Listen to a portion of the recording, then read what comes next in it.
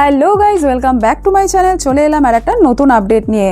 Flipkart আর অ্যামাজনে independence day sell live হয়ে গেছে। অনেকের মনেই একটাই প্রশ্ন ঘুরছে, বিশেষ করে আইফোন 17 সিরিজ নিয়ে।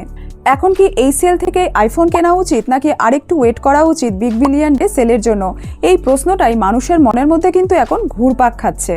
কারণ কিছুদিন আগে পর্যন্ত বিভিন্ন লিকস অ্যান্ড রিউমার অনুযায়ী শোনা যাচ্ছিল আইফোন 17 সিরিজের দাম 10 থেকে 12,000 টাকা পর্যন্ত ইনক্রিজ হতে পারে, কিন্তু এখনো পর্যন্ত এই ধরনের কোনো দাম বাড়ার কথা কিন্তু শোনা যায়নি। তাহলে কি ভবিষ্যতে দাম বাড়বে? এই সেলেই কি এই দামে আইফোন কেনা উচিত হবে? আজকের ভিডিওতে এই সব রকম প্রশ্নের উত্তর দেওয়ার চেষ্টা করব, তো ভিডিওটি শেষ পর্যন্ত দেখুন। প্রথমে বলি আইফোন 17 নিয়ে।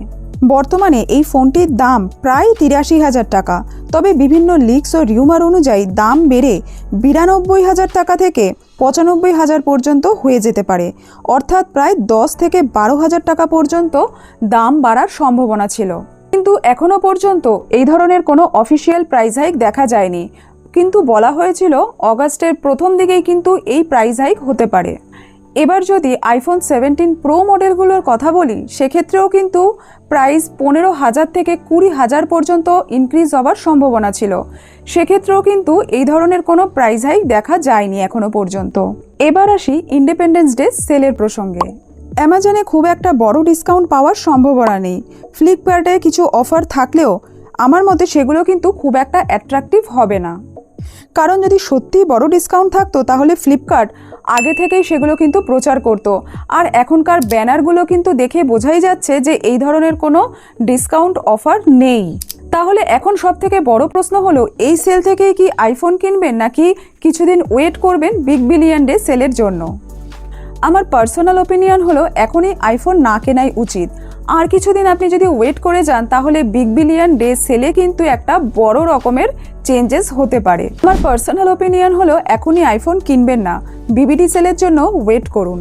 হ্যাঁ, এটা সত্যি যে কোনো সময় কিন্তু প্রাইস হাইক হতে পারে, কিন্তু অ্যাপেল সেপ্টেম্বরে নতুন ফোন লঞ্চ করার আগে প্রাইস হাইক করবে না। কারণ অ্যাপেলের লঞ্চ ইভেন্ট সেপ্টেম্বরের শুরুর দিকেই হয়, আর মাত্র কিছুদিন বাকি। তো এই সময় মনে হয় না অ্যাপেলের জন্য এটা খুব একটা ভালো হবে এই সময় প্রাইস হাইক করা। এবার ধরুন যদি প্রাইস ইনক্রিজ হয়, তো বিবিডি সেলে কিন্তু যে ধরনের ডিসকাউন্ট বা অফার থাকে তাতে প্রাইস একই রকম হয়ে যাওয়ার সম্ভাবনা রয়েছে।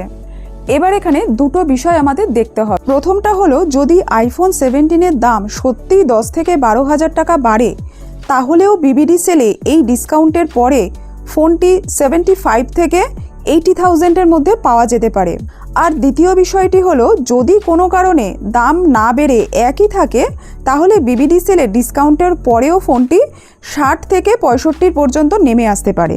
আর দ্বিতীয় বিষয়টি হলো, যদি কোনো কারণে দাম না বাড়ে তাহলে বিবিডি সেলে দাম কিন্তু 60 থেকে 65-এর মধ্যে নেমে আসতে পারে।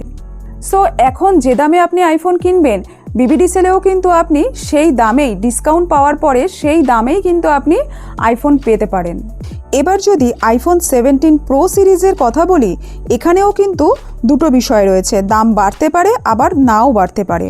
তবে আমার মতে প্রো মডেলগুলোর দাম বাড়ার সম্ভাবনা খুবই কম, কারণ আগামী মাসে আইফোন 18 প্রো সিরিজ লঞ্চ হবার কথা আছে। নতুন সিরিজ লঞ্চের মাত্র 15-20 দিন আগে পুরনো মডেলের দাম বাড়ানো কিন্তু বিশেষ কোনো কারণ নেই। তাই বিবিডি সেলে আইফোন 17 প্রো প্রায় 1 লাখের কাছাকাছি পাওয়া যেতে পারে, আর আইফোন 17 প্রো ম্যাক্স পাওয়া যেতে পারে 1,15,000 থেকে 1,20,000-এর মধ্যে। এই সমস্ত প্রাইসগুলো কিন্তু একটা গেস করে আমরা বলছি, কিন্তু এই দামগুলো ডিপেন্ড করছে সেই সময় কি ধরনের ডিসকাউন্ট থাকবে, বিবিডি সেলে কি অফার থাকবে, বা অ্যাপেলের নিজস্ব সিদ্ধান্তের ওপরে।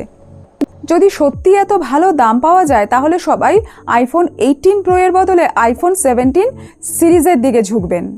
এবার আপনাদের মতামত জানবো, আপনাদের কি মনে হয় আইফোনের দাম কি বাড়বে নাকি বাড়বে না? আমার ব্যক্তিগত ধারণা হলো এই দাম কিন্তু এক্ষুনি বাড়ার কোনো সম্ভাবনা নেই, কিন্তু এটা পুরোপুরি ডিপেন্ড করছে অ্যাপেলের নিজস্ব সিদ্ধান্তের ওপরে।